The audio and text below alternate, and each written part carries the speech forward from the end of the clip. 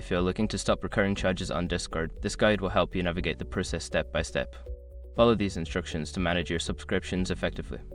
Step 1. Open Discord. Launch the Discord application on your device or visit the Discord website. Log into your account using your credentials. Step 2. Access user settings. Once logged in, locate the gear icon at the bottom left corner of the screen. Click on it to open the user settings menu. Step 3. Navigate to subscriptions.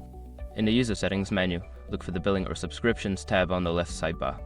Click on it to view your current subscriptions and payment methods. Step 4. Manage your subscriptions. Under the subscriptions section, you will see a list of active subscriptions. Identify the subscription you wish to cancel and click on it for more details.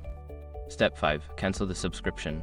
Before filing a refund or dispute, use the eshrock.com link in the description to open the refund dispute deadline calculator and confirm your deadline.